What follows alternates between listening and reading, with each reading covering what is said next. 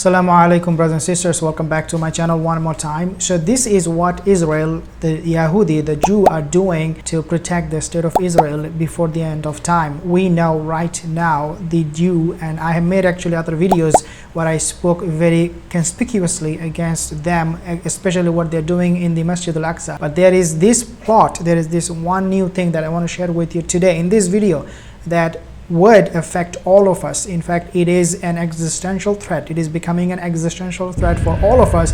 If we are not aware of this, we need to prepare and get some knowledge, some idea as to what we can expect in the coming days. But when they do attack us, I have to fight back and hit them at their terror bases, and that's what any leader would do, and that's what I'm doing. So a few things that I want to mention to you before I tell you what happened this time, because the state of Israel, it is preparing for the end of time. It is preparing itself. It is protecting itself.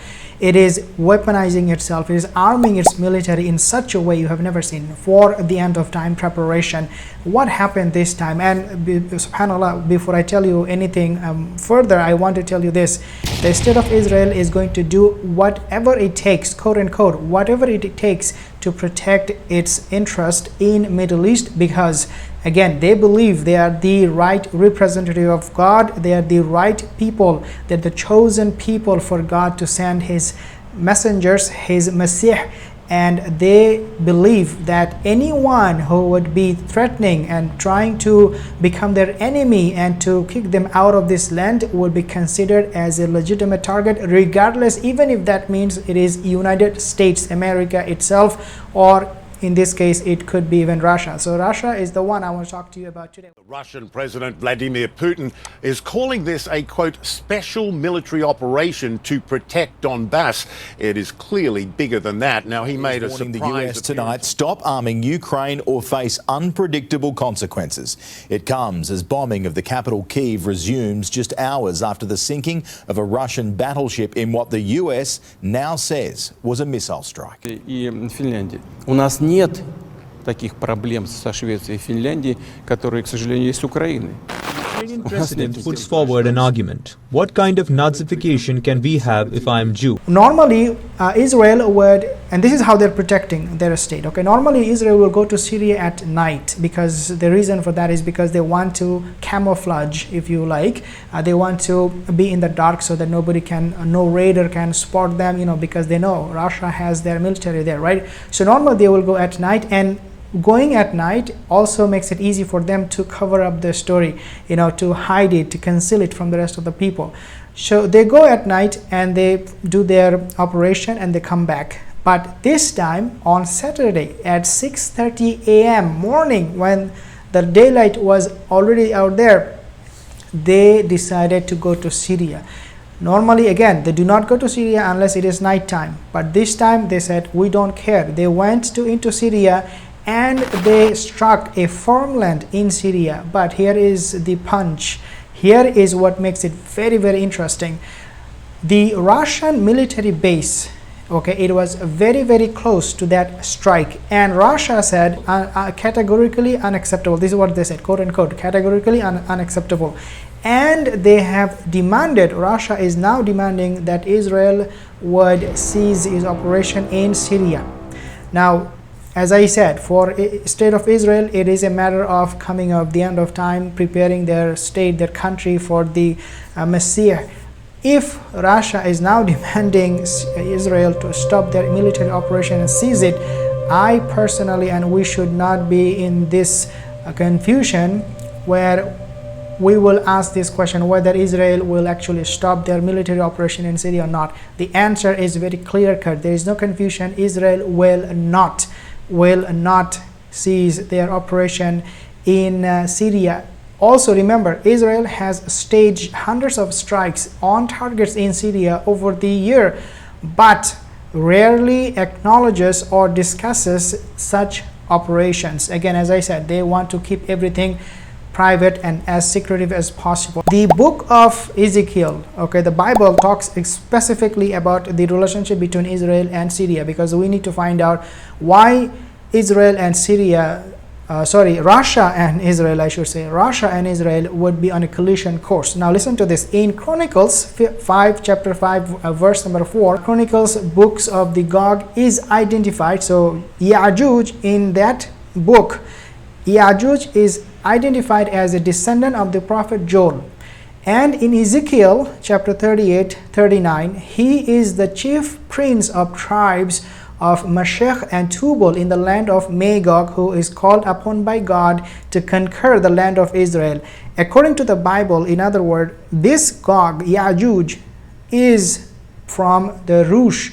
That's what they call it. And now they interpret that verse as today's Russia, who is the Gog, who is the Yajuj. And they also believe in the Bible that God has commanded Yajuj, Gog, to go and conquer the land of Israel. So now we know Israel is there, their biblical prophecy is there, that Russia is going to come to us and invade because it is mentioned in the Bible. So Israel is desperate to save it. Now, not only that, it is that God had called Russia to conquer Israel in the Bible again.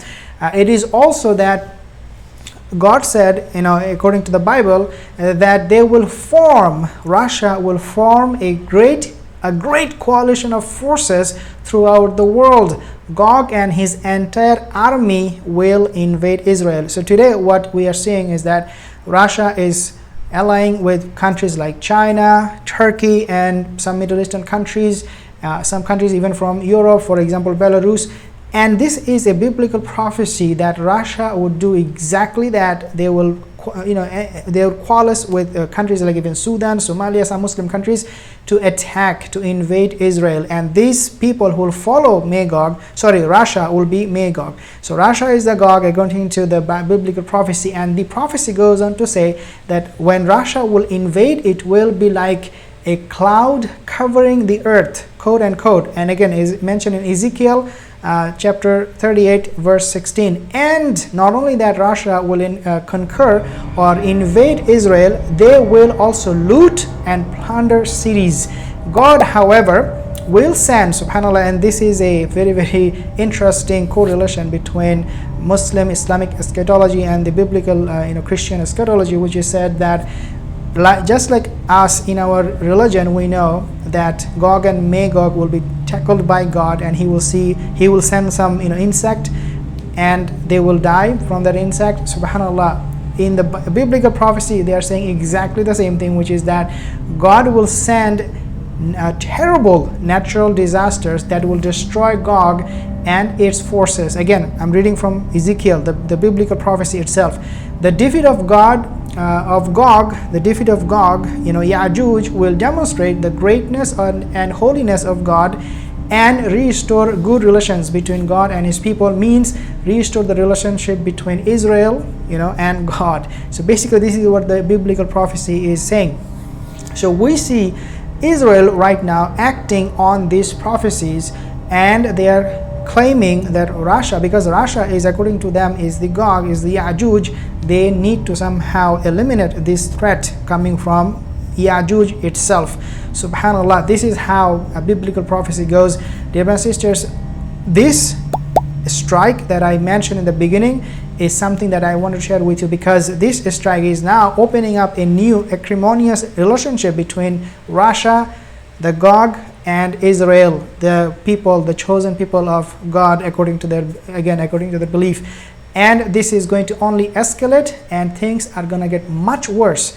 Wallahi, this will lead, I do not know, this will lead perhaps to WW3. If Israel is fighting against Russia directly, there is no doubt it would mean WW3. And why I'm saying Russia will fight Israel or Israel will fight Russia directly is because this time the attack in Syria, it was close, very close to Russian base. Did Israel not know that Russian base was there? They did.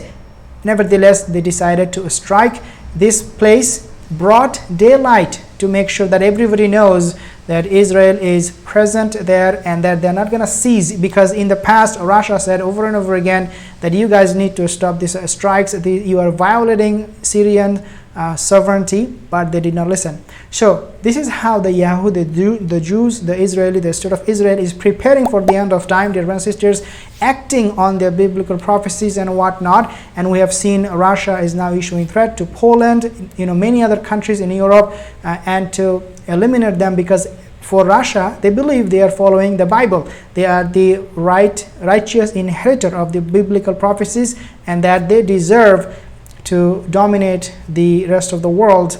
And this is exactly, wallahi, the same situation with Israeli mindset. They believe that they are the right people, that the chosen people. If you're new here, consider to subscribe, inshallah. I'll see you in the next video. Assalamu alaikum wa rahmatullahi wa barakatuh.